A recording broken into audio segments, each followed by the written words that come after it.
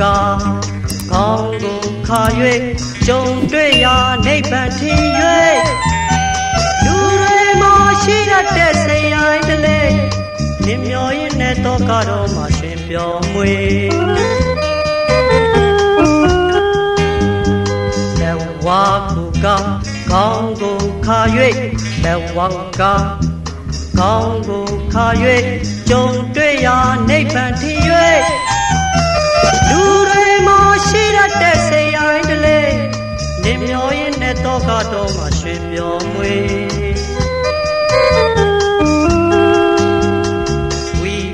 ဓာတွေမနောခွေ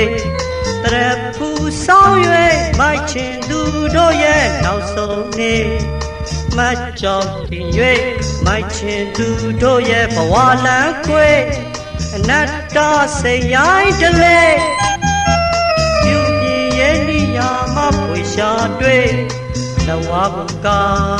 ခေါင်းကိုခါ၍လဝဘုကာခေါင်းကိုခါ၍တို့တင်ထဲတင်ဆက်လိုက်ပါလေ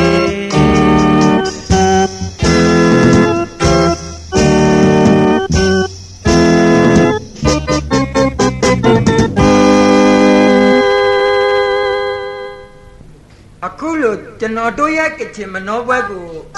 ရောက်ရှိလာကြတဲ့ရိုးရာတောင်ပေါ်ကချင်တိုင်းရင်းသားအလုံးနဲ့အတူဟောဒီကဆရာမကိုအထူးပဲကျေးဇူးကပါပါလို့ပြောရင်ဆရာမခါအနေနဲ့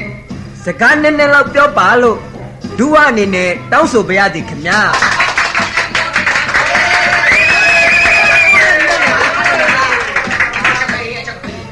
ဟုတ်ကဲ့ထားလေအထူးပဲဝင်းတာလာပါတယ်မမျှော်လင့်မဲစလိုင်းခတ်ထီရရဲ့စီပေးကန်းကိုတာဝန်ယူဖို့ရောက်လာရင်ကြုံတွေ့ရတဲ့မနှောပွဲအတွက်နှစ်စဉ်နှစ်တိုင်းခုလိုပဲစီကားစွာနဲ့တောင်ပေါ်မြေပြန့်တိုင်းရင်းသားတွေအစီအလုံးမပြည့်စတဲ့ကျင်းပနိုင်ပါစေလို့ဆန္ဒပြုရင်ညီကုန်းချုပ်ပြောပြရစီရှင်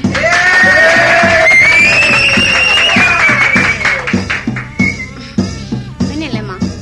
ပြောစရာမကောင်းနိုင်ပြောစရာသိကောင်းတာပေါ့ထားတော့စိတ်လို့ကိုလို့ကိုပြောမိလိုက်တာပဲမောင်ကြီးဒီလောက်တော့မယ်လားဗျ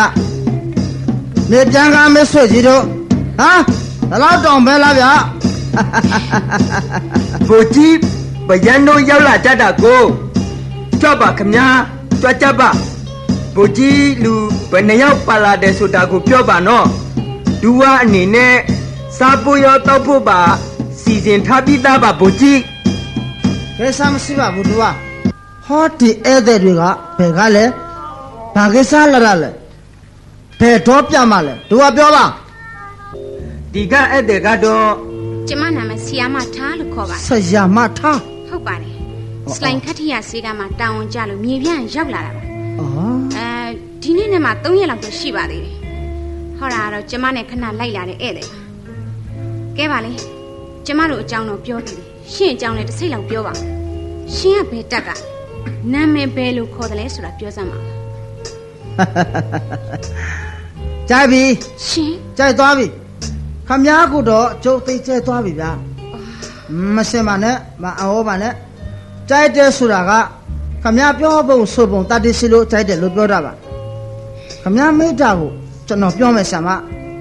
နော်ကျွန်တော်ပြောမယ်ဟုတ်ကဲ့ပြောပါကျွန်တော်နာမည်ကဘရန်လို့ခေါ်ပါတယ်ဘရန်ဒီထက်ရှိချင်နော်ဇော်ဆိုင်ဘရန်လို့ခေါ်တယ်ဒီထက်ရှိချင်နော်ရှေလို့မရတော့ဘူးဗျနော်ဇော်ဆိုင်ဘရန်လို့ခေါ်တဲ့ကျွန်တော်ဆိုတဲ့ကောင်ပေါ့ကျွန်တော်ဆိုတဲ့ကောင်ဒီကဝန်းကျင်မှာစတဲ့လူတွေကဘိုကြီးလို့ခေါ်ကြလို့ဆရာမနဲ့ဧည့်သည်ရင်ထဲမှာမရှင်းဘူးလို့ထင်ပါတယ်ဟုတ်ကဲ့ခွန်းလို့ပါသူတို့ကနှုတ်ကျိုးလို့ကျွန်တော်ကလှုပ်ချင်တာလို့သွားပြီးတော့အန်ကြနေတာပါအလုတ်ကတော့တော်လှန်ရေးသမားပေါ်ဗျဆရာမရဲ့ဘာပြောတယ်တော်လှန်ရေးသမားဟုတ်လားဟုတ်ကဲ့နေစမ်းမအောင်လွတ်လပ်ရေးရပြီးသားကျမတို့ရှင်တို့မြန်မာပြည်ထဲမှာရှင်ကဘာကိုတော်လှန်နေလို့တော်လှန်ရေးသမားဖြစ်ရတာကဲပြောစမ်းမအောင်ဒါကတော့ဆရာမအလုံးမဟုတ်ပါဘူးဓမ္မဆရာမနေ့အကြောင်းကိုပြောရင်မြစ်ဖျားခံရကဆရာသလိုပုံပြင်တစ်ခုပြောမယ်ဆိုရင်လေဟိုဆေးဆေးတုံးကလို့အစားချိပြောရတယ်နော်ဟုတ်ကဲ့ brown ဆိုတဲ့ တော်လန်ရေးသမားတယောက်အကြောင်းကိုပြောရင်လဲကျန်တော့အဖေသိတဲ့နေကစပြီးကြော်ရမလို့ဖြစ်နေတဲ့ဆရာမရဲ့ဒီကချင်ပြည်နယ်ကမပြတ်ခင်တနေ့တော့ဆရာမတရားမှာပေါ့ကဲတို့ဟာ မရှိပါဘူးကြီး ကျွန်တော်တို့ပြမယ်နော် ဟုတ်ကဲ့ ဘာအကြောင်းမှမစမ်းစားနဲ့ဖြစ်ချင်းအဖြစ်ဗရန်တယောက်ရှိနေသူနည်းနည်းတော့အဆင်ပြေရမှာပေါ့အာဆရာမ ပြော တ ပါ ခုမှာခဲ့ပြစေဆရာမကဒီတောင်ပေါ်မှာတာဝန်ယူရမယ်ဆရာမဆိုတော့ဆရာမအလုပ်သက်တမ်းတစ်ဆောင်မှာကျွန်တော်ဒီတာကျွန်တော်ဝန်ကျင်မှာပေါ့လေဆရာမပဲတပတ်မစွန့်စရာဘူးလို့ကျွန်တော်လုံးဝတာဝန်ယူပါတယ် ကျေးဇူးတင်ပါတယ် အော်ဒါပေမဲ့ဆရာမနဲ့အတူပါလေတဲ့အဲ့တဲ့ကတော့ဒီနေ့ကစပြီးနောက်9ရက်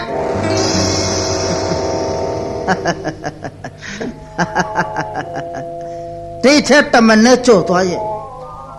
ကျွန်တော်ကိုအစိုးမစွနဲ့ဘသူမှ9ရက်ထက်ကြော်ပြီးတော့လက်မခံနိုင်ပါ ရှင် ကြားလားကဲတခါတည်းမှာခဲ့မယ်ကျွန်တော်နောက်3ရက်ကြာတဲ့အချိန်မှာကျွန်တော်အဖေအတွက်ကျင်းပမဲ့ပွဲတစ်ခုရှိတယ်ဒီပွဲကိုဘာပွဲလဲလို့မမင်းနဲ့လေဟိုရောက်တော့သိရမှာပေါ့ဆရာမတို့လိလာခြင်းနဲ့ဆိုရင်တော့တို့ဟာ မရှိပါဘူးကြီး သူတို့ကိုခေါ်လာခဲ့ပါ ဟုတ်ကဲ့ဘူး ဟဲ့သွားကြမဟဲ့ အေးလေတကယ်လို့များငါဟာဘွဲရအကြောင်းသားတယောက်ဆိုတာနဲ့မကြခင်ဘိုးတင်တန်းတက်ဖို့စာမူးပဲဖြေရတော့မယ်လူတယောက်ဆိုတာသာမင်းတိသွားရင်ငါ့ကိုခုချက်ချင်းခေါင်းဖြတ်လိုက်မယ်ဆိုတာငါသိပြီးသားပါဗျာငါသိပြီးသားပါ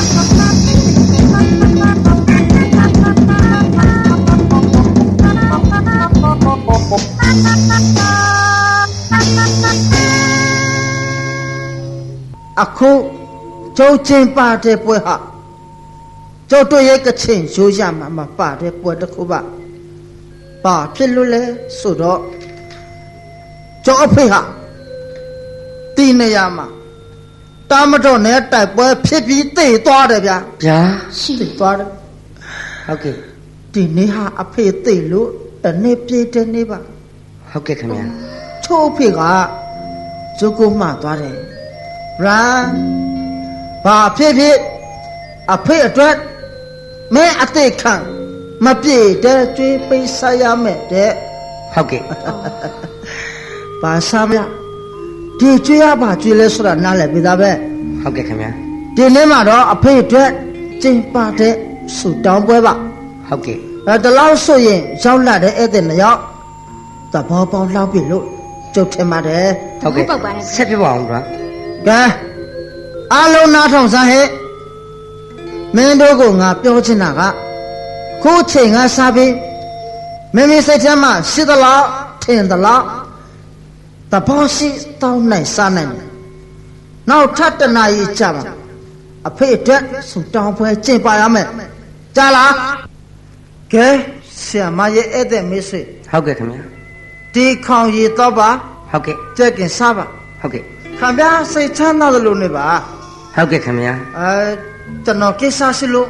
ဟိုဘက်ခဏသွားပြရစီနော် ကောင်းပါပြီကိုဗရန် ဒီလိုဆိုတော့လေဒီ brand ဆိုတဲ့ကောင်းလေးဟာအတော်ပေါ်ယူတာပဲအေးလေလူတစ်ယောက်ဆိုးတယ်ဆိုတာအကြောင်းမဲ့တော့မဖြစ်နိုင်ပါဘူးလေဒါပေမဲ့အချိန်မီအတိတရားရပြီးအမြင်မှန်တွေ့တဲ့နေ့မှာသူဟာအလွန်တော်တဲ့လူကောင်းတစ်ယောက်ဖြစ်လာမှသိကြပါလေ ဒီကဆရာမပြင်းနေပြီနဲ့တူတယ် ရှင် လာလီလာပါကျုံနဲ့တွဲပြီးကရအောင်လာပါဆရာမရဲ့ဘာလဲရှက်နေလို့လားကဲလာပါဗျာလာစမ်းပါ လောက်ပါကျမတို့ဒီလိုမလုပ်နဲ့လေလွတ်စမ်းပါအိုးမောင်ရင်လာပါအောင်ဒီမှာ ညာမေးဆွေ ဘာတော့ ခင်ဗျားပြုမှုဒီလောက်ဆိုရင်တော်တော့ပြီလို့ကြောက်ထင်းနေဗျာ ဘာဖြစ်လို့လဲ အာမဒါကြောက်ချစ်သူခင်ဗျာဗမာနေလေ ဩလုံးမနေနဲ့ဘာမှလာပြောနေနဲ့စင်ပြကဘာကောင်ဖြစ်လို့ကျွတ်လုံးဝဂယုမဆိုင်ဘူးခင်ဗျာတတိရှိရင်လာလေချမလား ဟဲ့လူ ဟာလေ ခင်ဗျာလုံမင်းတို့ကြောက်ပြောနေရင်တော့ ဩလုံးတော့ဘာလုပ်ချင်လို့လဲ ဟဲ့တတိရှိလား တတိရှိတယ် ရှိလားတဲ့သားပါကြောက်ဘယ်လာလို့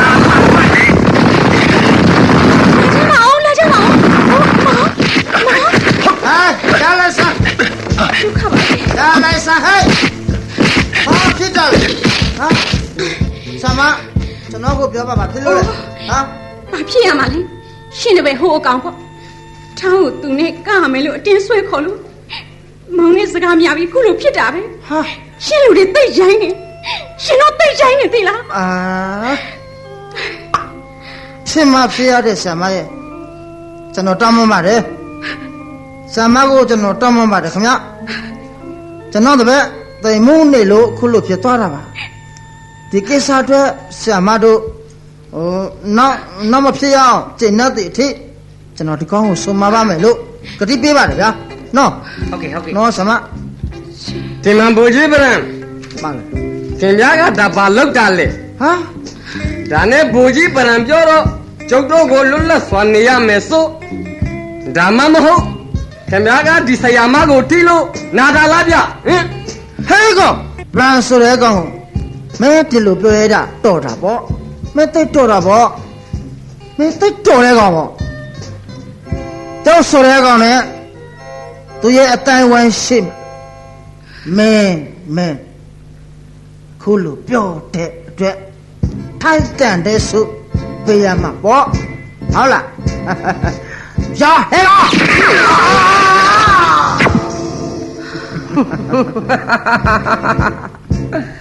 ဘူကြီးပရံသထောင်းခမရတော့ဘာလုပ်တာလဲဗျဟမ်ကိုတပည့်တယောက်ကိုလူလေကောင်းမှာပြစ်တက်ပြတာက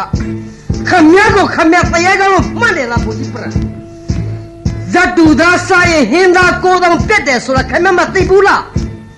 ကျုပ်ခမရကိုမကျင့်ရဘူးဗျကျုပ်မကျင့်ရဘူးဒီမှာဘူဇထွန်း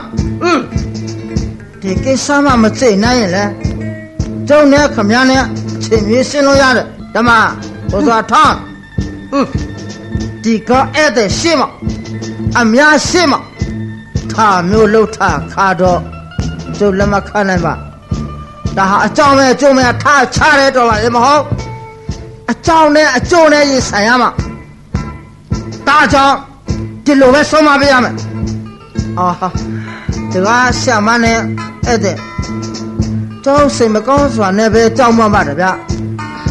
ဒါကြောင့်ပြန်မယ်ဆိုရင်လည်းပြန်နိုင်ကြပါပြီခင်ဗျာကောင်းပါပြီဘရန်တကယ်ကြုံတွေ့နေရတဲ့အခက်အခဲမှန်များ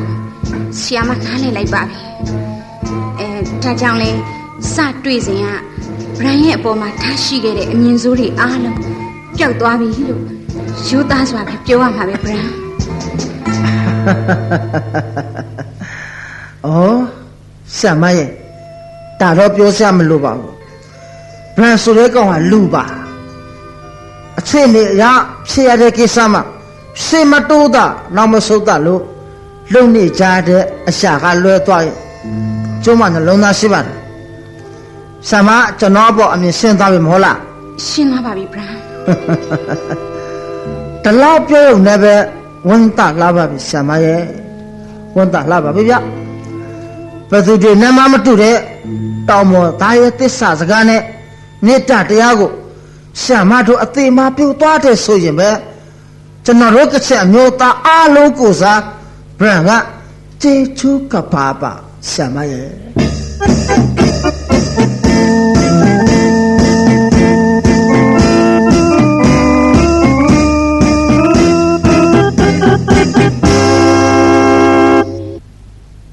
ပြန်လာပြီလားဟေးဟုတ်ကဲ့ဖေအေးငါသားကိုဖေဖေနဲ့ညှိုးနေတာလေကွာဟုတ်လားဖေအေးဒါကြီးအကြောင်းကတော့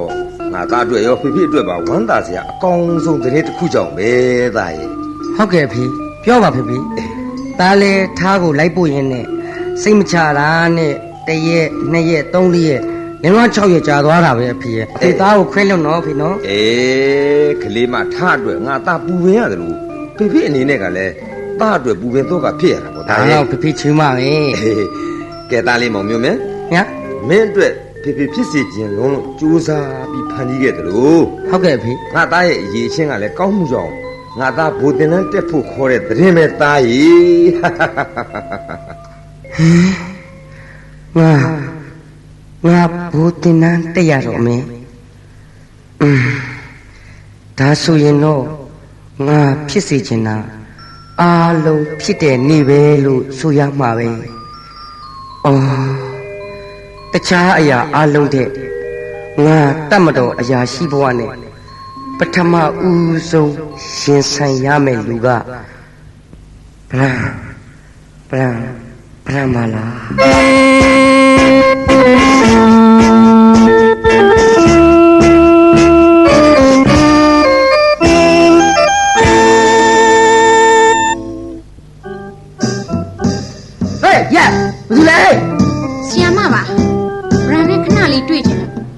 ပြောချင်လို့ပါ။ဩဆီယာမဆိုပါလား။လွတ်ပေးလာပါခွန်ကြရဲ့လွတ်ပေးလာပါကွာ။လာပါဆီယာမလာပါ။ဘာပြောစရာရှိလို့တလောက်ဒုက္ခခံပြီးတော့စခါရောက်လာခဲ့ရတာလေ။ဆီယာမစကားပြောချင်တယ်ဆိုရင်လေခါတန်းလိုပဲရွာရောက်မှပြောလေရတာပဲဗျာ။ပါလေ။ရွာမှာအကြောင်းဒုက္ခစားရှိလို့လား။နောက်ကျွန်တော်ဘာလို့ပြောရမလဲဆိုတာပြောပါဆီယာမ။ဒီလိုပါဟောရီယာဘရန်ကိုဆီယာမပြောမယ်ဆိုတဲ့စကားဘရန်ရဲ့အတွက်အဓိကပါဂျာဒီမှာဘရန်ဘာလို့ဆီယာမမင်းဟာယူသားတယ်ပွင့်လင်းတယ်တတ္တိရှိတယ်လို့ဟုတ်ကဲ့စလိုင်းခတ်ထီယာတရွာလုံးကပြောနေကြတယ်လို့ဆီယာမလည်းမြင်ပါတယ်ဟုတ်ကဲ့ခင်ဗျဒါပေမဲ့မင်းဟာတနေရာမှာရဲရင်ပြတ်သားသလောက်တနေရာမှာတော့ပြော့ညံ့တယ်လို့ဆီယာမထင်တယ်ဟာဆီယာမခမစကားကဘာစကားရေးလဲတနေရာကပြတ်သားပြီးတော့တနေရာကပြောညံ့နေဆိုတော့ကျွန်တော်ကလူမနူးမနာကြီးဖြစ်သွားမှာဘောဆံမရဲ့ဟိုဒီလိုလည်းမဟုတ်သေးဘူးဆံမရဲ့ဆံမကျွန်တော်ပေါ်မှာဘယ်လိုပဲမမြင်မှာကျွန်တော်ကယူမဆိုင်ပါဒီလိုပြောလို့ရိုင်းလည်းမထင်နဲ့ဆံမကျွန်တော်အသုံးလုံးနဲ့ကျွန်တော်ပြောဆိုတွေကအလွတ်လိုနေရိုင်းနေတယ်ဘာကြောင့်လဲသိလားနေရတာကတောင်ပေါ်မှာဗျာလေမာရင်ကျေးသိမ်မိုးတဲ့ခမတို့နဲ့ထေတွင်းနေပါတယ်ဗျာပြီးတော့လူမတိတဆတဲ့ကတော်ထဲမှာကြီးတဲ့ကောင်ဆိုတော့အုတ်သေးမှုကမရှိနေရဒေတာကခက်ကြမ်းကြမ်းဆိုတော့လူကမတိမတရိုင်းသွားတယ်အတိတရားလဲရှိလာတော့တိတစွာကိုပို့ရိုင်းတော့တာပဲဆံမရဲ့ဩဆံမပြောပါတခုတော့ဆံမကိုပြောချင်တယ်ဗျခုနဲ့မဆန်တဲ့ကိစ္စမှာတစ်ဖက်သားဆန္ဒဆော့ပြီးတော့ဝယ်မပြောသင့်ဘူးလေဒါတော့ဆံမကိုကျွန်တော်အထူးတားခြင်းနဲ့ဆံမဟမ်ကောင်းပြီမင်းဘက်ကဒီလိုပြောလိုက်ရင်တော့ဆီယာမဘက်ကမင်းကိုပြန်ပြီးတော့ရှင်းပြချင်ရှင်းပါဆံမဒီမှာဗရန်ဂျာမင်းရဲ့အဖေကိုဘယ်သူတတ်တယ်လဲဆီယာမကိုပြောစမ်းဆံမတာခံပြချုပ်ကိုတဲ့ဒုက္ခပေးတာပဲဟာကျုပ်ဘွားမအဖေသိရခြင်းအတွက်ဘလောက်ထိခံစားမယ်ဆိုတာဆံမနားလဲပါတယ်ဆံမကလေးမဟုတ်ပါဘူးဓမ္မဆံမဒီစကားကိုမှခံမြမေးတာအော်ဆရာပဲစဉ်းစားဆရာပဲဘယ်လေဆံမရမေးကိုကျွန်တော်ကဖြေရမှာပေါ့ကျွန်တော်ဖြေရမှာပေါ့ကျွန်တော်ဖေဟာကျွန်တော်တို့ KIA တန်းနဲ့မတဲတဲ့တခြားတာတစ်ခုတိုက်ပွဲဖြစ်ရေးသိသွားတယ်ဗျကျွန်တော်ဖေသိသွားတယ်ဒါဘာဖြစ်လဲဆရာမဟမ်ဒါဖြစ်ရင်ဘရန်ရဲ့အဖေကိုစစ်ပွဲကတတ်တာပေါ့ဟုတ်လားဘရန်ဟမ်ဘာပြောတယ်စစ်ပွဲကတတ်တယ်ဟုတ်ပါတယ်ဒီစကားလည်းမဆိုးဘူးမဆိုးဘူးဆိုတာတဲ့မမှားဘူးပေါ့လေမမှားဘူးဆိုပေမဲ့တိတ်လည်းမပတ်ဘူးဆရာမရဲ့ဒီအကြောင်းကိုမေ့တဲ့အထေဆရာမရဲ့ရည်ရွယ်ချက်ကိုကျွန်တော်နားမလဲဘူးဓမ္မဆရာမသိသူကကျွန်တော်အဖေပါဆရာရဲ့တဲ့သူကကျွန်တော်ပါအဖေအတွက်ဘာဖြစ်ဖြစ်ကလေးစားချင်မယ်လို့တိုင်တယ်ထားသူကလည်းကျွန်တော်ပဲမဟုတ်လားဒီတော့ကတေသူအဖေနဲ့ကြံသူတာရဲ့ကိစ္စမှာဆရာမနဲ့မဆိုင်ဘူးလေဆရာမဘယ်အကြောင်းကိုပြောကြလို့တလောက်အခြေခံမေးနေရတာလဲပြောပါနားထောင်စမ်းဘရန်မင်းရဲ့လောက်ရဟာမင်းဘက်ကကြည့်ရင်တော့ပေါ့လေဖအေးတည်သွားတဲ့နောက်ွယ်မှာထင်ရဆိုင်မယ်ဆိုတဲ့ပုံစံနဲ့လှုပ်ရှားတယ်လို့သတ်မှတ်ပြီးမယ်ဟုတ်ကဲ့ဆီယာမရဲ့အမြင်နဲ့ပြောရရင်တော့ဘာဖြစ်လဲမင်းဟာဖအေးကိုတည်အောင်တတ်သွားတဲ့စစ်ပွဲကိုအပီးမတတ်နိုင်အောင်ဖန်တီးနေတယ်လို့ဆီယာမပြောချင်တယ်ဘရန်ဘာဖြစ်လို့လဲဆရာမ ဟုတ်တယ်ပြီးတော့မင်းတခါဆိုပြခဲ့တဲ့တချင်းရဲ့နာမည်လားစစ်မုန်းလူများလက်ခုပ်တမ်းမလားဟုတ်သားပဲစဉ်းစားစမ်းမအောင်ဒါကြောင့်မို့မင်းဟာတလွဲစပင်ကောင်းသူစစ်ပွဲတစ်ခုဖြစ်ရခြင်းရဲ့အခြေအမြစ်ကိုနားမလည်သူနဲ့လမ်းဆုံးမရှိရင်မှန်းချက်မရှိတဲ့စိတ်ကူးရင်တော်လှန်ရေးသမားတယောက်လို့ဆရာမပြောချင်တယ်ကွယ်ဒီမှာဗရန်ဘာလို့ဆရာမမင်းကိုဆရာမအခုလောက်အပင်ပန်းခံပြီးပြောနေရတာမြေကန်ရေကန်ကောင်းလာရင်လည်းအတိပင်မရှိတဲ့တေချင်းမျိုးထဲမှာဟောဒီကဗရန်တယောက်ပါသွားမှာဆိုးလို့ပါဂျာဘာပြောလဲဆရာမဟုတ်တယ်ကျွန်တော်သိမှဆိုလို့ဆရာမပြောတာဟုတ်လားဟုတ်တယ်ဗျာဟာဒါဆိုရင်တော့ဆရာမနောက်ကျသွားပြီဗျာကျွန်တော်ကသိချင်တာအတော့ကြပြီဆရာမရဲ့ဟုတ်တယ်ကျွန်တော်အဖေသိပြီးတဲ့နောက်ထဲကကျွန်တော်ကသိချင်လို့မြန်မြန်သိပါစေတော့ဆိုပြီးတော့ရှေ့ကအသိခံအော်ဟစ်တဲ့ပွဲဝင်ခဲ့တာဒီပြောကဆရာမပြတ်ပါအော်ဆရာမရဲ့ဒုက္ခအမျိုးမျိုးလှပေးတာနဲ့တူနေပါရောလား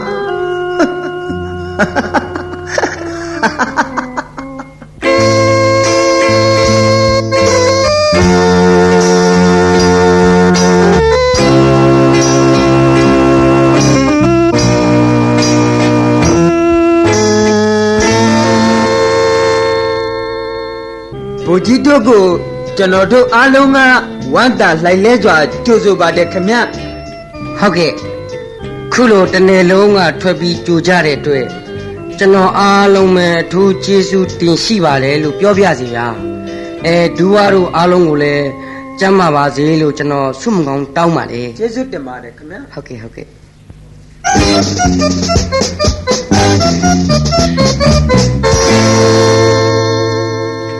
မောင်ဒီပဲလေးလှည့်ကြည့်ပါအောင်လားမောင်ရဲ့ဟာထားလေဘူကြီးမျိုးမင်းကိုလားကြိုတဲ့အထက်မှာပါပါသေးတယ်ကွယ်အော်ထားရေမောင်ကလည်းဟောဒီအများကြီးတွေကထားကိုလိုက်ရှားနေတာပါအချေဟာလေထားနေမကောင်းလိုက်ရင်ထားနေကောင်းနေနော်နေကောင်းပါတယ်မောင်မရှိတဲ့နောက်လေထားကိုမှားထားတဲ့အတိုင်းဖရန်တို့အုပ်စု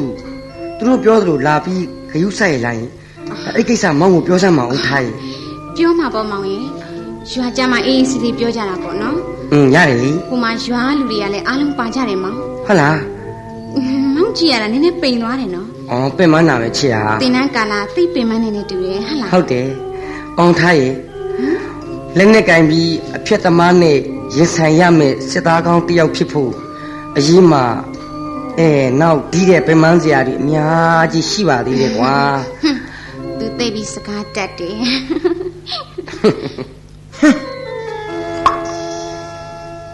သူတို့နှစ်ယောက်သိကြည့်နေကြပါလားအော်ဆရာမထားငါတို့သူဟာထာဝရပဲတော်မှဖြစ်မလာနိုင်ပါဘူးလေဒီအတိုင်းလက်ပိုက်ပြီးကျွန်တော်တို့ပြန်ရတော့မှလားဘိုလ်ကြီးဒီအတိုင်းလက်ပိုက်ကြည့်ပြီးမပြန်လို့ဘာလို့ဆရာရှင်းမလဲကွာတွားကြပါစေသူတို့တွေပျော်ရွှင်ခြင်းပြည့်စွာနဲ့လူရခရီးရအောင်တွားကြပါစေတို့ကအတိတရားနည်းနည်းဘသူနဲ့မှမတူတဲ့တောင်မော်သားကိုကွာဒါပေမဲ့ချစ်ထားခြင်းတွေ့ရင်တော့အမြင့်မှနေတဲ့လူမျိုးသူတို့တဲ့တာတယ်ဆိုတဲ့အကြောင်းတော့ပြရမှာပေါ့ချစ်ကြသူတွေကြည်နူးကြပါစေမြေပေါ်မှာသူများလို့နေလို့မရလို့ရှောင်တိမ်ပြေးလွှားနေရတာကိုဒီဘဝများထမကောင်းခဲ့ရဲ့နောက်ဘဝအတွက်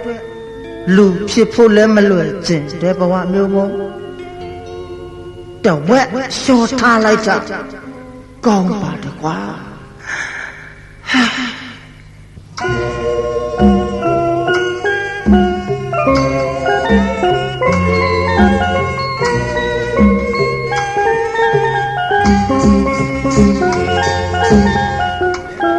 တန်တရားအတိတ်ငယ်မှာကံကြမ္မာရိပ်နွယ်ရာမချမ်းသာစိတ်လဲပါကွယ် ရဲ့ဘဝမူစောစောတွေကဆုခွာပါတယ်သုမိခာကံတရားခံစားရင်လည်းဖြေသိမ့်မဲ့ကွယ်အတိုင်းဝိုင်းအပြင်းရင်းဘက်မှာဘဝတွေဝါကွယ်စွန်ပဲတွေကွယ်မှာဖက်လဲမျောနေရရှာရဲ့ခုဖြစ်ကွယ်စိတ်လျှော့ထားမှဖြစ်တော့မယ်ချစ်ကြသူတွေကြည်နူးစေကွယ်ချမ်းမြေ့စွာလူရခီးအပီးနေနိုင်စေကွယ်မရက်ဆက်တဲ့မူ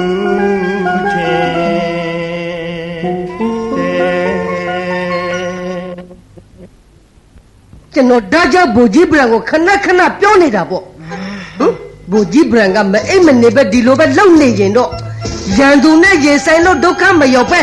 တောင်ပေါ်ကငှက်ဖျားကြောက်ဘူကြီးဘရန်ရေတိမ်နစ်လိမ့်မယ်ဗျသိလားတလောက်လည်းမဟုတ်သေးပါဘူးကိုစောထွန်းရဲ့တလောက်မဟုတ်သေးပါဘူးဆရာမလာရင်ကျုပ်ယောဂတက်တာသွားမှာပါနောက်ဆိုရင်တော့ကျုပ်အနေအထိုင်ဆင်ခြင်ရမှာပေါ့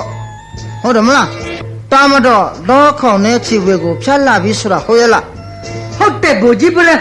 ဒါကြောင့်စခန်းကိုကျွန်တော်9ရက်အတွင်းရွှေ့ဖို့စီစဉ်ထားတယ်ဗျ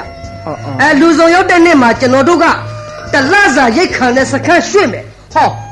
ဘူကြီးဘရန်ဆရာမလာနေပြီပဲဆရာမဘရန်ဆရာမ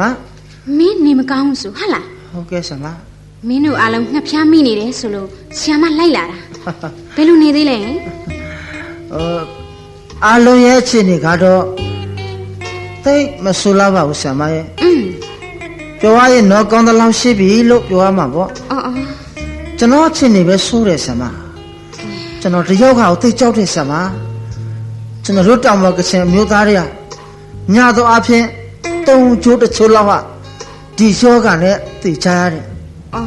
ကျွန်တော်အမေကျွန်တော်ရှင်းမှဒီယောဂနဲ့သိကျွန်တော်အမျိုးဆက်အတော်များများဒီယောဂနဲ့ပဲသိချရတယ်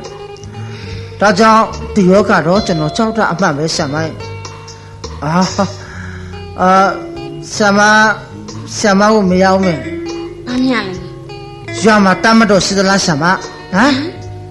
ဒီမေဗရန်ဘာလို့ဆရာမဒီစကားကိုမင်းအနေနဲ့ဆရာမကိုမေးစရာမလိုဘူးလို့ထင်တယ်လေဗျာဆရာမမင်းစီကိုလာတဲ့ပုံစံကတောင်ပေါ်ဒေသဆေးကန်းတစ်ခုရဲ့ဆရာမတယောက်အဖြစ်နဲ့မင်းလူနာဆိုတဲ့လူတယောက်စီကိုလာတဲ့ပုံစံလွင်တခြားဘာအကြောင်းမှဆရာမမပြောနိုင်ဘူးဗျာဟုတ်ကဲ့ကဲရော့ဒီဆေးကိုတနေ့၄ချိန်၄ပြတော့ကုန်ရင်တယောက်ယောက်လာယူပေါ့ဆရာမပြန်မယ်ဗျာကိုကြီးဗျာဟဲ့ကိုကြီးဗျာရန်သူတွေလာကုန်ပြီဗျမ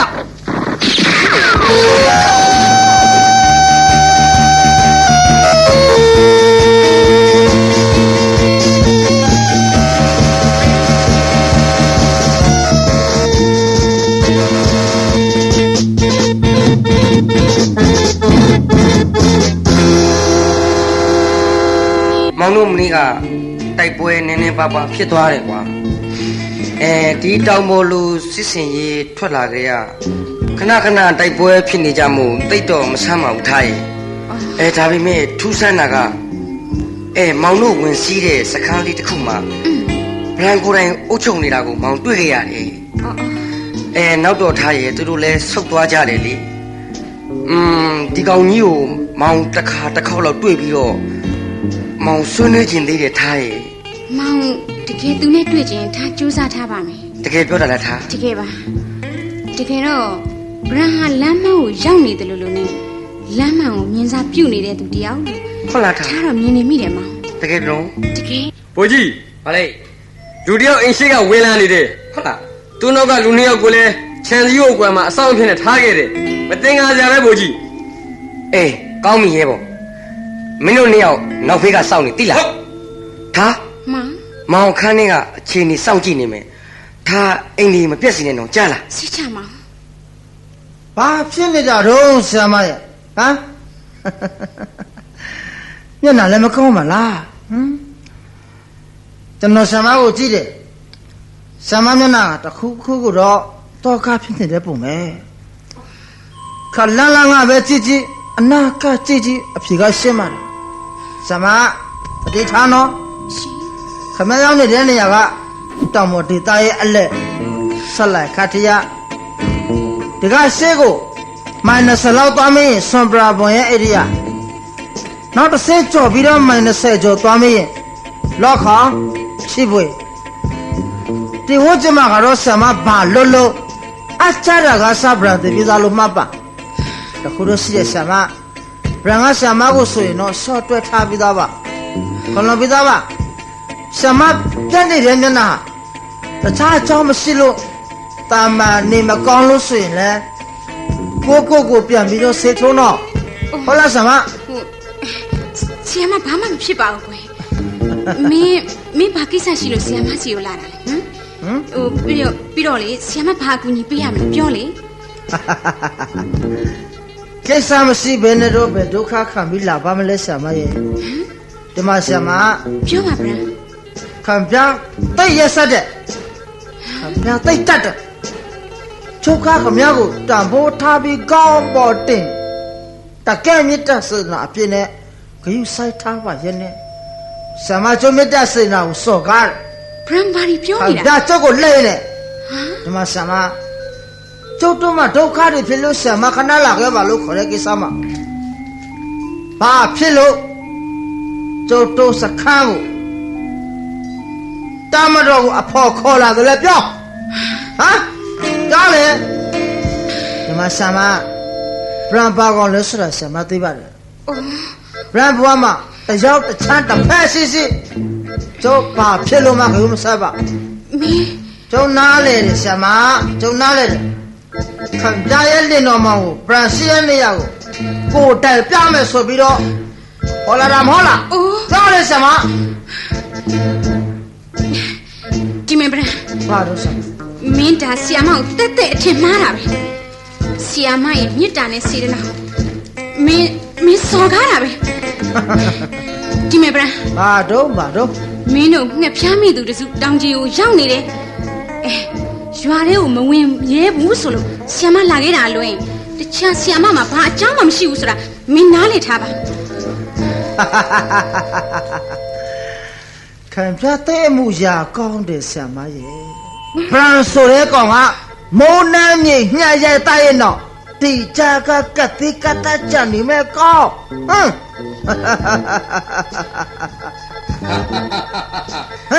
မင်းပြောတာငါသဘောကျသွားပြီဗရိုင်းဟေးမလုံနဲ့လေ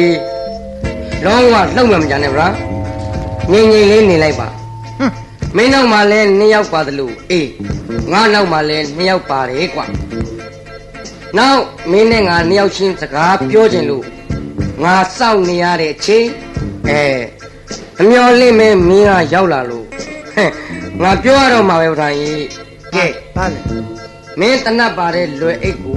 ဟောဒီခုံပေါ်မှာတင်ထားကွာတယ်လို့ငါလေ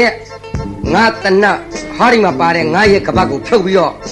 ဟောဒီခုံပေါ်မှာငါအေးဆေးဆေးတင်ထားမယ်မင်းနဲ့ငါစကားနည်းနည်းပါပြောချင်တယ်ဗရာရနော်ဟာဒုက္ခပဲဘာဖြစ်လို့လဲအဲ့ဒါမှဒုက္ခပဲနှစ်ယောက်စကားမပြောတဲ့နဲ့လူပြောရတော့မှာပဲနှစ်ယောက်မတွေ့တဲ့နဲ့လူတွေ့ရတော့မှာပဲကောင်းပြီလေဆရာမကဟိုကြီးကိုခေါ်ထားတာဆိုတော့ပြောရတော့မှာပေါ့ဒီမှာဗလားဘာတော့အချိန်ရှိတော့မင်းအမြင်မှရနေပြီလို့ငါထင်တယ်ကွာမင်းလက်နဲ့ချပြီးအဖမ်းခံမလို့ငါပြောချင်တယ်ဗလားရဲ့မှန်တယ်ဗလားထားရင်လည်းဒီလိုပဲဖြစ်စေချင်တယ်ကိုလွတ်ပါအောင်ဆံမရဲ့ထားဆန္ဒကိုပြောနေပါတယ်ဟဲ့လေဗရန်လူတစ္ဆာရှိသူ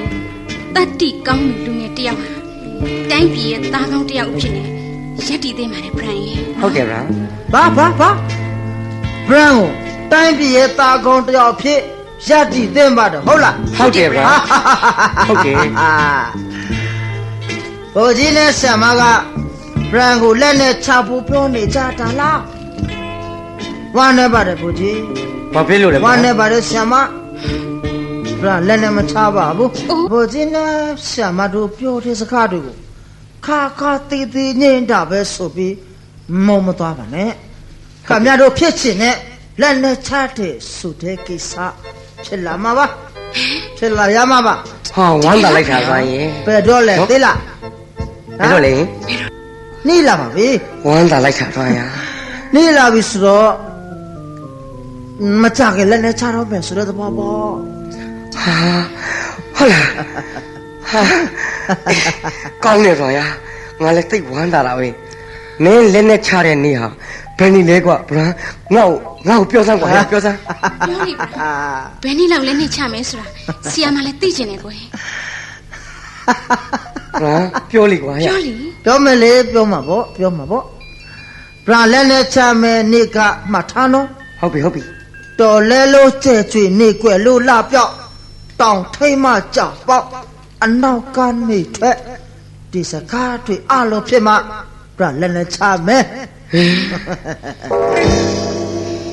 ဒီအတော်တင်းမှာတော့မကြိုးစားပါနဲ့ဗရန်ကိုလက်နဲ့ချဖို့ကြိုးစားသူပါဗရန်ရဲ့ရသူပဲဗရန်ကလည်းဘသူ့ကိုမှလက်နဲ့ချဖို့မဆွေးနွေးပါဘုကြီး အေး နောက်တစ်ခါခမရနဲ့ကျုပ်ဆုံလို့ကျုပ်ကနိုင်ခဲ့ရဲ့ခမရကိုကျုပ်ကောင်းဖျားမယ် ဟမ် ဒါပေမဲ့ဒါကဗရန်ရဲ့စိတ်ကူပါခမရကိုကျုပ်ကောင်းဖျားနိုင်ဖို့မလွယ်ပါခမရကလည်းကျုပ်ကိုနောက်တစ်ခါတွေ့ရင်စကားမပြောနဲ့အသေးတာပြည့် အော်မိုင်းလိုက်တယ်ဗလား ဟုတ်တယ်တာပြလိုက်ပါဘိုလ်ကြီးဗရန်ကိုဘယ်လောက်တဘောတာချီချီနဲ့ဆွေလက်ဖြင်းခေါ်တော်လဲ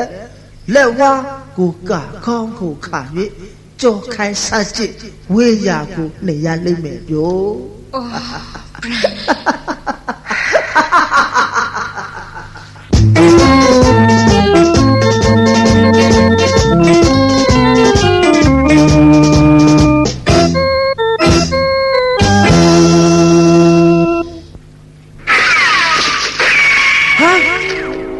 ဘိုးကြီးပန်းဘိုးကြီးပန်း ဟဲ့ ဘိုးစောထွန်းစောစောကအဖိုးကြီးကိုပြစ်ခမ်းပြီးတော့တနတ်နဲ့ပြစ်တက်လိုက်ပြီဘိုးကြီး ဘာပြောတယ်ကွာဘာပြောတယ် ဘိုးစောထွန်းအဖိုးကြီးကိုတနတ်နဲ့ပြစ်တက်လိုက်ပါတယ်ဘိုးကြီး စောထွန်းကစောကအဖိုးကြီးကိုပြစ်တက်လိုက်ပြီဟုတ်လား ဟုတ်ပါတယ်ဘိုးကြီး ဟာကောင်းတာပေါ့ကွာကောင်းကြတာပေါ့ပြောတော့ကချင်မြို့သားအလုံးတွဲတဲ့ကိုထင်ရကိုလုံးလုံးမရရင်လူတတ်တယ်ဆိုတာကတရားသလားနောက်ကျင့်ကြတော့ပြစ်စင်းမဲ့လူတန်းစားနဲ့တောင်ပေါ်ဒေသလွတ်မြောက်ရေးအတွက်တမတော်တဲ့လုံလိုက်ပုံကဘဝတုဒုက္ခတွေကိုအတ္တမနိုင်ခြင်းအရှုံးပိတ်ပါပြီကြောက်ပါပြီဆိုတဲ့ကြားကပြတ်တတ်တယ်ဆိုတာကတော့ဇော်ထွန်းလူပါဝါတာပဲအကြောင်းမဲ့အကျိုးမဲ့သွေးဆူနေတဲ့ဘိုးစော်ထွန်းနဲ့ငါတော့တွေ့ချပြီဘောကွာတွေ့ချပြီဘောတော်မီလုံးဆဲမှာလက်ခမောင်းခတ်တဲ့တော်ကြောင့်ကဘာပြက်ချိန်မှာငါလိုလူစပူရှိသေးလားလို့လက်မောင်းလက်ဆန်တန်တဲ့အယူခေနဲ့စနစ်ကိုနားမလဲတဲ့လူအန်တာအတွက်ဘာမှလုပ်ပေးစရာမလို့တော့ပါစောထောင်းဟိုစောထောင်းမင်းဘရန်ဆိုရဲကကြောက်ကောင်းသိစရာမပေါ်ကွာ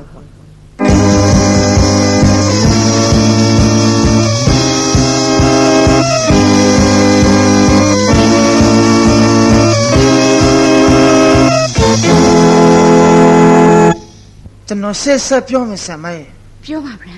တယောက်နဲ့တယောက်သွေးမတော်တာမဆရက928ဆိုတဲ့မြတ်တာဖြစ်လာပြီဆိုတော့ဆံမရဲ့ပြုစုယူရပြောဆိုပုံနဲ့စိုးရိမ်ပုံတွေကကျွန်တော်ကိုလွှမ်းမိုးလာတယ်ကျွန်တော်ရဲ့တံပြန်ခယူစားပုံနဲ့ဆံမပေါ်သိခံပုံတွေကရောဆံမပေါ်မှာတတိမရစေဘူးလားဟုတ်ပြီ ရစီပါတယ် ဒီလိုတော့ပြန်ရှိပြီဆိုရင်တော့တထက်သေးဖို့ဆံမရဲ့ကျွန်တော်ဆံမကိုအာကူစရာကောင်းတဲ့အမကြီးလို့ နောက်တွေ့တာစရာကောင်းတဲ့မိမသားတယောက်လို့နောက်ချစ်စရာကောင်းတဲ့ချစ်သူတယောက်လို့တန်ရုံးဆက်ရှိတဲ့နားထဲမှာမဝင်ဆိုင်ရင်လည်းခွလွန်းဆံမရကျွန်တော်ကတဲတဲပြောတတ်တာမို့ပါဒီတော့ဘရန်လက်နဲ့ချတာကိုဂုံပြုတ်ခြင်းနဲ့ဆိုရင်တော့ဆံမဘရန်ကိုယူရမယ်ဘယ်လိုဘရန်မင်းကိုဆီယာမယူရမယ်ဟုတ်တယ်ဒီကောင်ကိုယူရမယ်ဒီကောင်လေးကမယူနိုင်ဘူးလို့ပြောလိုက်အလင်းရောင်ကိုချီချတယ်အမောင်နဲ့ကိုကြောခိုင်းသွားတော့မယ်မောင်နဲ့ငါနဲ့ဘာပဲပြောချစ်သူဖြစ်နေတာမြင်ခဲ့တာနောက်ခုလိုတောင်းတိုင်းရင်းသားလေးတယောက်ရဲ့ဘဝရှိငါကြည်သေးမှာဘ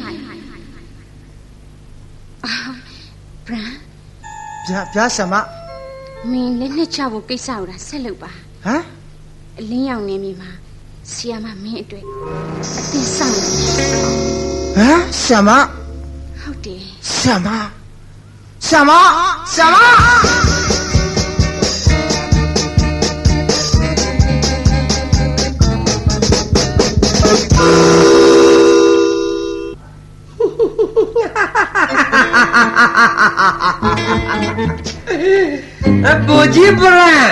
ဘူကြီးပရန်ဟုတ်ခမရဘလောက်ချေတွတ်တဲ့ဆိုတာလေကျုပ်စောထွန်းနားလည်းပြီးသားပါဗျာခမရကလည်းနဲ့ချတော့မယ်ပေါ့ဟုတ်လားသစ္စာပေါပရန်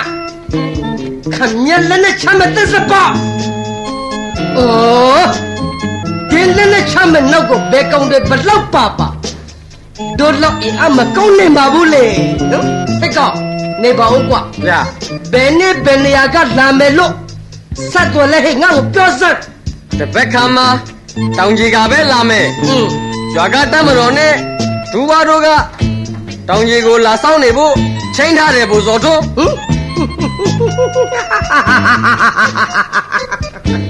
ကောင်းမယ်လေဗရန်ပါပဲလို့မင်းတို့ကမသိသလိုနေရမယ်ကွာဘာပြောတာကြားလားကြားပါတယ်သူတို့ထွက်သွားပြီဆိုမှနောက်ကလိုက်ပြီးတော့တမတော်နဲ့သူတို့နှစ်ဦးသားစုံမိချင်းကြားမှာငါတို့ကဗရန်ကိုအတင်းဝင်ပြီးပြမယ်ပြပြီးတေးကြမယ်ကြားလားဟဲ့ဟုတ်ကဲ့ဘို့ကြီးတော်ထွန်းဗရန်မင်းကငါတို့ကခေါင်းပေါ်မှာလေအမြတ်တနို့တင်ထားသလားမင်းကငါတို့အပေါ်မှာသစ္စာဖောက်လာတော့ပါမင်းကငါတို့အကြောင်းပြရသေးတာပေါ့အထူးသဖြင့်ဇော်ထွန်းအကြောင်းကိုပြရသေးတာပေါ့ဗရန်သစ္စာပေါဗရန်မင်းနဲ့ငါလည်းတွဲနေကွာ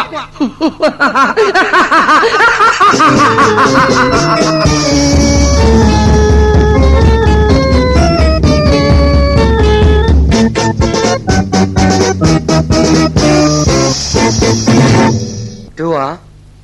ဟုတ်ရွာတို့မလာကြသေးဘူးလားဗျဟုတ်ကဲ့ခင်ဗျသူတို့လာကြပါလိမ့်မယ်အော်ထားရီမောင်တကယ်လို့များရောက်လာခဲ့ရင်အားလုံးကိုယ့်ဘက်ကအမှားယုံမရှိအောင်သတိထားကွယ်သိလားဟုတ်ကဲ့ပါမောင်ထားရီမောင်ပြောတာရောထားကြရဲ့လားကြားပါတယ်မောင်ရဲ့အေးကွာ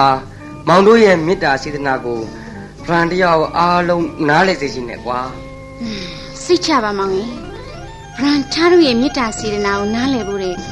အမှန်တရားရဲ့အလင်းရောင်အရေးဟာဘလောက်ထိအေးမြတယ်ဆိုတာနားလည်သွားစေချင်တာအဓိကပါဒါဘောထားရီဒါပေမဲ့မောင်ကိုထားပြောထားတဲ့ကိစ္စကိုတော့မောင်ဆုံးဖြတ်ပြီးပါပြီနော်စိတ်ချပါထားမောင်ဟာတိုင်းပြည်ရဲ့တတ်မတော်သားကောင်းတယောက်ပါဗရန်လိုစိတ်ကောင်းနှလုံးကောင်းရှိတဲ့လူတယောက်အမြင်မှန်ရဖို့အတွက်ထားရဲ့မှန်ကန်တဲ့ဆုံးဖြတ်ချက်ကိုမောင်ဘက်ကမျက်စိမိတ်လိုက်လျောဖို့အားလုံးအစ်မထားရဲ့စိတ်ချပါကွာဝင်တာလိုက်တာမောင်ရေဟိုမှာလာကြပြီဘိုကြီးဟဲ့ဘိုကြီးဗရန်နိုလာကြပြီဟာဗရာဘိုကြီးဟာမင်းကိုခုလိုအလင်းရောင်နေမြေမှာတွေ့ရလို့ဟာငါအယမ်းပျော်လိုက်တာကွာငါမျောလင်းချက်တွေပြည့်စုံပါပြီကွာငါဆန္ဒပြေဝတော့မယ်လို့ငါယူဆတယ်မင်းတွေ့အလင်းရောင်နေမြေမှာ လူအသမယအားလုံးဖန်တီးပေးဖို့ငါအားလုံးတာဝန်ယူတယ်ဗျာရဲ့ငါအားလုံးတာဝန်ယူတယ်ကွာဟုတ်ပါတယ်ဗျာဟုတ်ကဲ့ခင်ဗျာ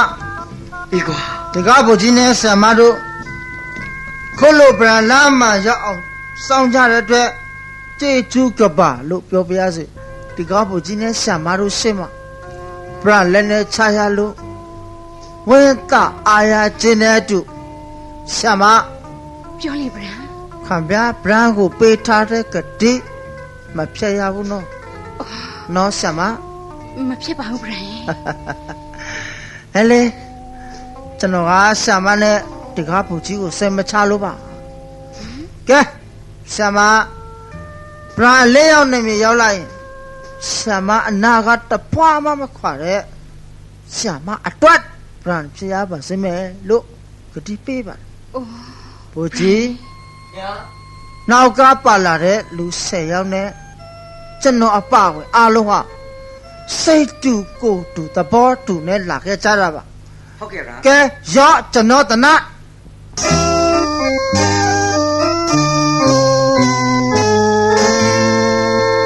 ဆရာမရေအခုမှဆရာမဖြစ်စေခြင်းနဲ့ဆန္ဒတွေနဲ့ကျွန်တော်လှုပ်ချင်တဲ့အလုပ်တွေအားလုံးလုပ်ခဲ့ရတယ်လို့ပဲလို့မှားတော့မှာပဲမှန်တာပေါ့ဗျာဆရာမကျွန်တော်ကြောင့်ဒုက္ခမရောက်ပါဘူးနော်အိုးကျင်းညဖမှန်ကွယ်ကျွန်တော်ဘာတဆောမှဆရာမဟာအနာမှာရှိနေခဲ့ရင်ဘယ်လိုမျိုးလိုလို့ဘာဖြစ်ကဘာတခြားဆောင်းမတော့ဘူးလို့မှပြီးသားပါဆရာမရေဆရာမကိုပြန်အားကိုပါတယ်ဗျာဟမ်ဗရန်တစ်စပ်ဗရန်မင်းကတော့ငါလက်လက်ချပြီးဆိုပြီးတော့ကိုလုံကြုံပြီးထင်းနေတာပေါ့တကယ်တော့မင်းငါတို့အဖွဲပေါ်မှာမင်းသစ္စာဖောက်သွားတဲ့အကောင့်မင်းကငါလက်စားချေဖို့စောင့်နေတာတလားကြောနေပြီပေါ့ဒီနေ့တိုက်ဆိုင်တော့မင်းနဲ့ဆီယာမကဘူတာယုံပါလေပြောလို့ပါလို့ပေါ့အန်ရကင်းပြီးထင်းနေတာပဲဇော်ထိုးစောင့်နေမင်းမသိဘူးပေါ့ကဲဒီတော့သစ္စာဖောက်တဲ့ဗရန်ဇော်ထိုးရင်လည်းမတလုံးလုံးခံစားနေရတဲ့ဗရန်မင်းကိုဒီနေ့ငါအပြတ်ရှင်းမဲ့နဲ့ကဲကွာအော်ဆရာမဗရာဆီယာမခေါ်နေရလေဗရာဘယ်လိုဖြစ်ရတာလဲကလေးအမြင်မှန်ရကမှအဖြစ်ဆိုးနဲ့ကြုံရလေချင်းဗရာကလေးဆီယာမခေါ်နေတယ်လေဗရာ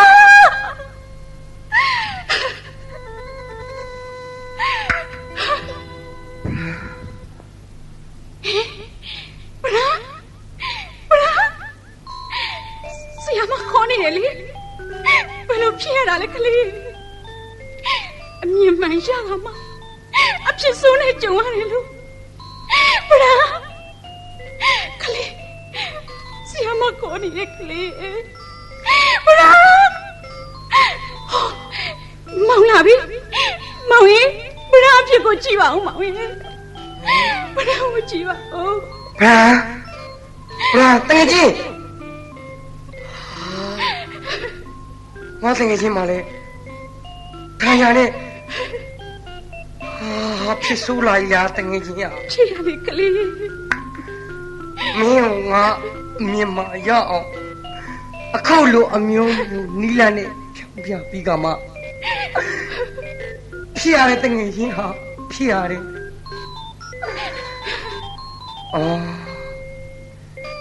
တော်လဲလို့ကြဲကျွေးနေကွယ်လို့နားပြောက်တောင်ထိတ်မှာကြာပေါက်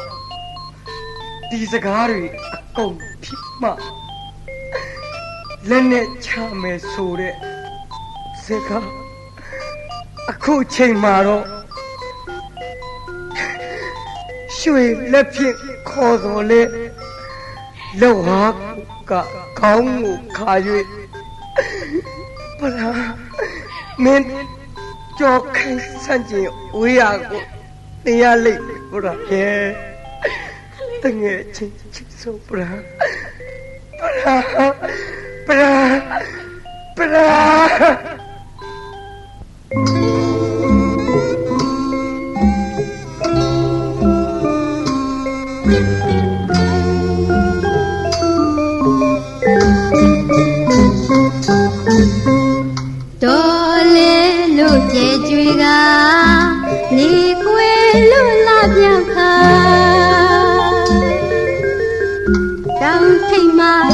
ပေါက်ပါမှစန္ဒရဲ့လူရဲ့စုတ်တက်လို့ဆိုပေမှာအေးယာမခံယူခြင်းနဲ့အလံထူလျက်ဝင်လို့သာခုရောလေးလေအားခဲသမျှမဖြစ်နိုင်ပါကျမရဟတ်တို့တပတ်လေးရှာကျမရဟတ်တို့တပတ်လေးရှာအမြင်မှန်ရလေကမှအကျွေးစောရသူမှတနာစရာတနာစရာရွှေလက်ပြေခေါ်တော်လေလက်ဝါဟုခါကောင်းခါ၍ကြိုးကိုင်းစံဝေးရာပြေခွာလေးရရှာနောင်တာကနောက်ကြခဲ့သည်